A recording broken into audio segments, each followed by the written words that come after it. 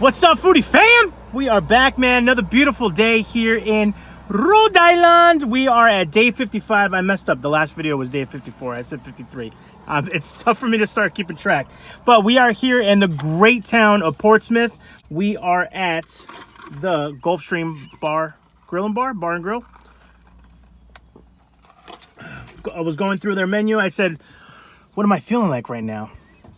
Haven't had a lobster roll in a little bit. So I did ask for extra aioli on the side, and I think that they've just put it on the side, which is okay. It's okay. We're gonna work this together. So they have like a lemon herb little aioli jump off.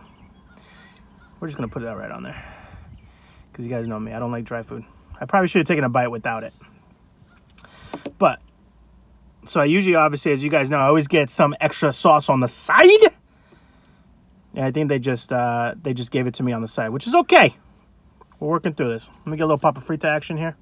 Down the hatch.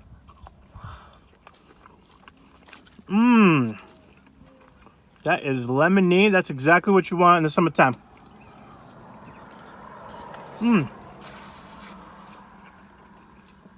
All right, let's just stack it. Here we go. It's on a New England roll. Here goes. Here goes the bite. Down the hatch. This is going to fall apart on me.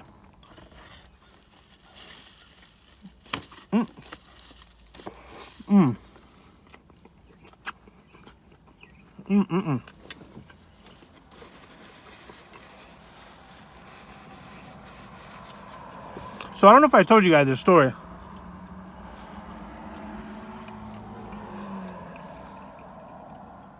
I used to hate lobster. I was like, I'm not eating that. Give me that mess.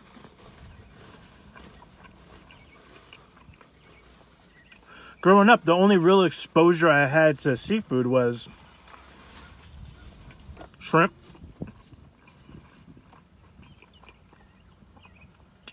and like fish tacos. Honestly, that's it.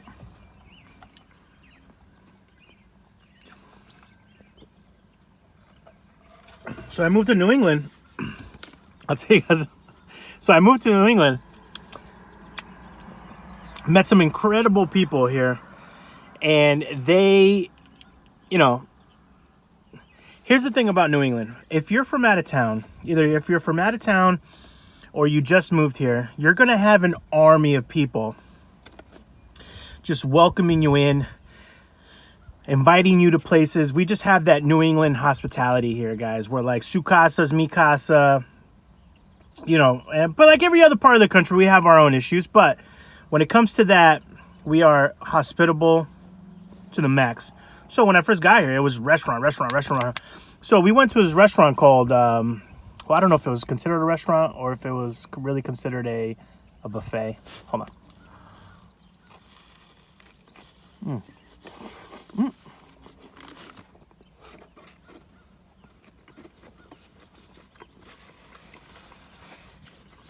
Man, this lemon, like herb aioli, killing it.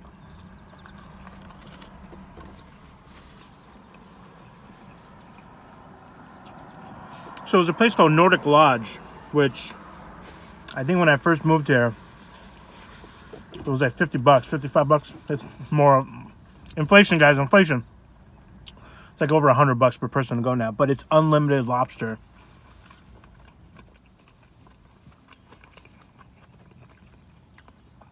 And you go, I wasn't a lobster guy. Everybody at the table had lobster. Thank goodness they had a whole section with steaks. I was like, I'm just going to get my steaks, man. And,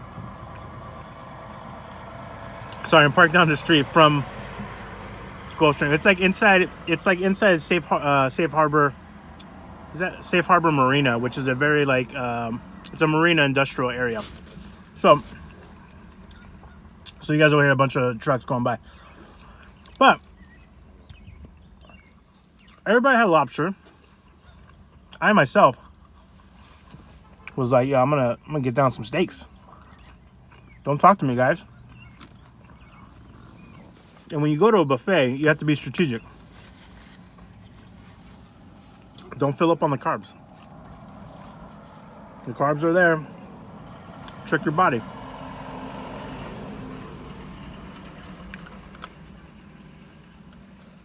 So, you know, I had to kind of school people on, hey, don't go for the pasta and the fries. Save that for later. Gotta get your money's worth. And then they had this whole dessert section inside. So my first introduction to lobster was lobster rolls, because bread, obvi, mayo, absolutely, butter. How are you?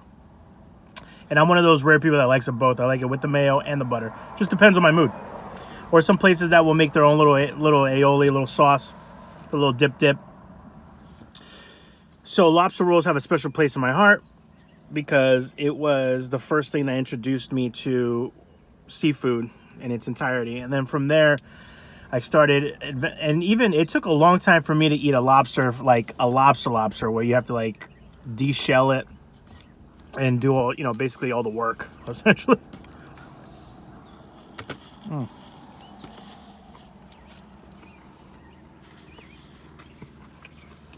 And I love it. Let's steam up some lobster. Get some corn on the cobs going.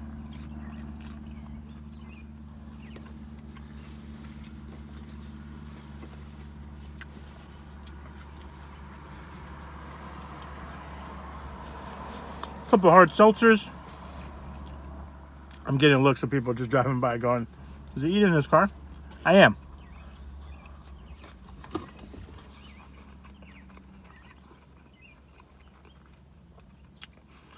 So for all my history nerds out there, you need to check out Gulfstream's history. It's really cool. So it's a renovated Quonset hut. So for some of you that don't know what a Quonset hut is, it was invented here in Quonset, Rhode Island. It's that kind of like I don't know what you call it, like a half circle kind of building. Very, very military, very old school military. So when you go to their website or you go to Gulfstream's, like if you're on location, they'll have, you know, photos of when it was basically in commission. And I think that one of the Kennedys did some of their training there, which was really cool. I'm a huge Kennedy fan. Just, you know, Camelot, the whole thing. This is such an interesting family history and dynamic. And it's so enriched in New England's fabric, you know. So if you guys love history and you love, you know, things to do with military, I would definitely check out their website. It's really cool that they've been able to refurbish. In another life, I think I worked for some sort of historical preservation society, because I'm all about repurposing. Why tear it down? Why tear it down? If you have to tear it down, can we at least keep one side of the wall? You know, history is one of those things, and I told you guys this in a previous video, that history was one of the few subjects that I excelled in high school. And it's because we have to learn from our past, and we can't lose, you know, that tunnel of knowledge from the, you know, it would just, so essentially what I'm trying to say basically is, you know, it'd be really sad to see New England just build a bunch of modern skyscrapers. There's a place for that, but don't tear down beautiful old historical buildings in place to do that. So I'm one of those people. I apologize if you're not. And that's one of the great things that I love about New England. It's the history. I mean, some of these roads that you're driving down, they're colonial streets, you know? It's, you know, every time you go to a cove or you go to some sort of like beautiful beach, there's a plaque. You know, there's when I used to live in Cranston, there's a plaque. That was the first, that's what kickstarted the American Revolution, was Rhode Islanders basically lit a fire one of the British ships and was like, "Not today, England! Not up in here!" So lit on fire, and it's crazy to like stand on a, it's crazy to stand in that location and look into an area and know that such a huge thing that had such a huge impact on today, that you're there where it happened. Am I making any sense? Am I making any sense? I don't know. Maybe I'm not. I don't know. I find that so fascinating. That's why I can't wait to do some more traveling. Sorry about the trucks, guys. That's why I can't wait to do some more traveling,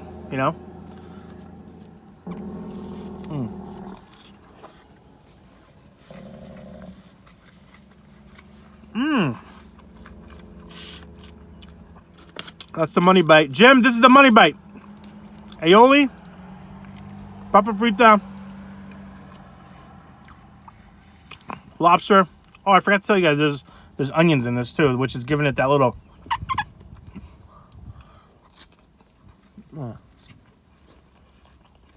Okay.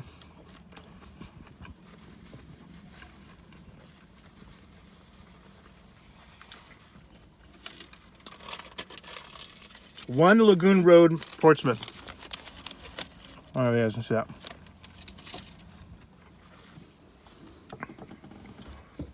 And a lot of these restaurants, too, if you guys are able to, make sure you tip. Even with takeout. I mean, I'm generous just because I've worked in the industry, so you don't have to do the high percentage that I do. But, if you can, please do. They're not having... This is the season. This is the season that makes and breaks a lot of restaurants, as our summer season, because we're such a touristy area too. And this is the time of year where a lot of folks come out to play, essentially.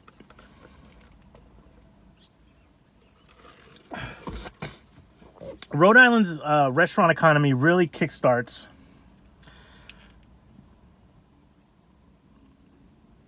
St. Patrick's Day weekend. From there, everybody's still hibernating from, like, if we've had a bad winter or if we've had a winter, right? Where you're just staying, it's so gloomy out. And then you have that early spring where it's just rainy. It's just gross. But St. Patrick's Day is really what kicks it into gear. Cinco de Mayo, second gear. And then the third gear, which we're in right now, would be 4th of July weekend. But with that, this is a busy marina. I don't know what they're doing over here. It's still popping off. So if you guys can, I understand, if you can't, that's okay too. I know that everybody is on different levels, and that's totally fine. But I try to tip as if I was eating there, as if I was getting the full service. And, we all do a little bit. It goes back to that old saying. We all do a little bit. We can do a lot. So, and I'll tell you guys another quick story on Gulfstream. We've actually done a photo shoot here before in the past. If you guys go to Rhode Foodie's Instagram page or the Facebook page, you'll see kind of the fun that we had there. I believe it was margaritas in it. Margaritas in that shoot. Also, Francis is in the shoot, and our friend Francis, who was last year's Miss Rhode Island runner-up, and then also our other friend Lindsay, not TV Lindsay, Lindsay B, as I'll call her, just to separate the two. Lindsay I, Lindsay B. Lindsay B, sweet girl, just known her just from mutual friends, and I love that she came to the shoot. She was actually Miss Teen Rhode Island. I forget what year. Maybe like a few years back. So we were here having a lot of fun. We were here during like sunset, during magic hour. It was a lot of fun. We had a lot of great... And I almost ordered the stuffy. I should have ordered the stuffy, actually. They have this delicious stuffy that I think, if I remember correctly, they put chorizo on it. I was like, what? It was just, I was in my car ordering, and I was just sweating. And again, you guys will say, Loop, you're always wearing a flannel. Well, you know what? It's still hot. Even if I was naked, guys, it'd still be hot. Unless you find a nice little shady area like this. But I want to thank the staff at Gulfstream, making great food. It was packed in there too, legally packed. It was really cool. They had, they're doing a really good job. A lot of these restaurants are going above and beyond. On the floor, they've taped off areas with X's to show that that's where tables should not be. So their staff has gone like above and beyond to be safe during these times. I know, Rhode Island, we're very fortunate to have a population that really thinks of each other. And we've done a really good job of making sure our numbers are low and that testing numbers go up, cases decline. Again, guys, nobody wants to wear masks. Everybody, and I know we all want to get back to normal. Trust me, I want to get back to normal. There's a lot of things that I got to miss out on this summer. But at the end of the day, I mean, it's think about it. We're living in a movie scene right now. This is a pandemic, So just at the end of the day, even some of my hardcore don't tell me what to do friends are realizing that it's important. So take it for what it is. I hope that you take it as serious as it should be taken serious. And maybe we'll clock into 2021 normal again, hopefully. God willing. So, post-meal Q&A. Maybe we'll do one, maybe we'll do two. If we get a random one. If not, then I'm just gonna throw this box literally out the window right now. All right. Let's see what we have here. We got 3 stuck together. Oh, it's a good day. What language would you like to learn? I don't know if you guys can see that. Honestly, I want to be, if you guys search on YouTube, and there's a couple guys on there that are like linguists?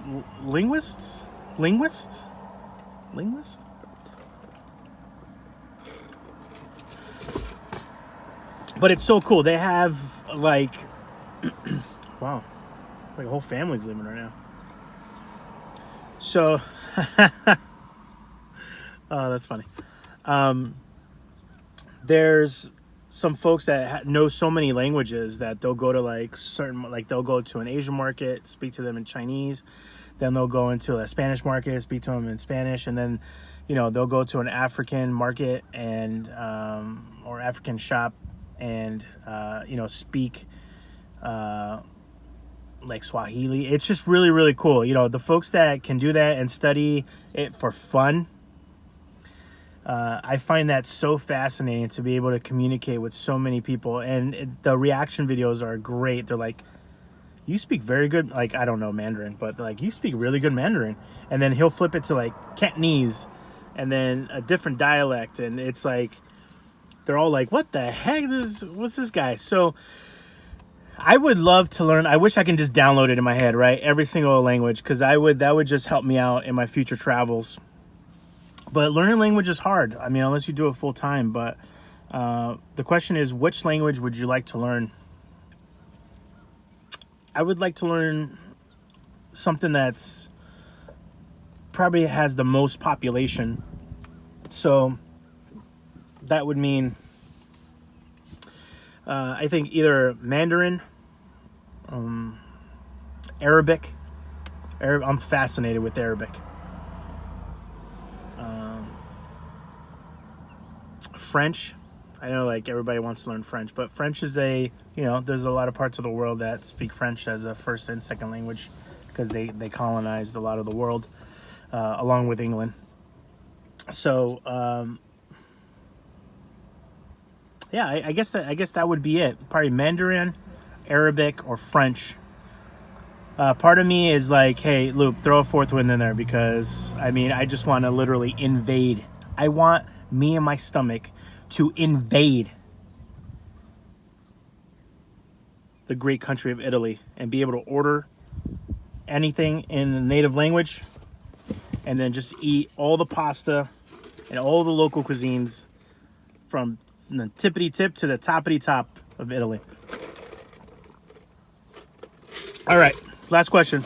I'll let you guys go. It's a beautiful day. That's so great. You know, this is becoming more and more normalized. Like when I first started these videos and people were looking, I would get shy. But now I'm just like, I wave back. All right, so let's get a questione from El Boxe. Why would you like to go to a tropical island or the Arctic more? What? I think, well, I don't know. I mean, everyone's different. I think the Arctic has its own beauty. So does a tropical island. Again, I can't really make an educated choice on that because I haven't been to the Arctic, but I would love to go. Places that are super remote excite me. I would love to be part of like some sort of excursion or expedition to, you know, Antarctica for a few months and just live that life down there and just be able. Can you imagine how gorgeous it must be at nighttime without all the light pollution? That's one of the things I used to love about going to Lake Tahoe is there's minimal light pollution.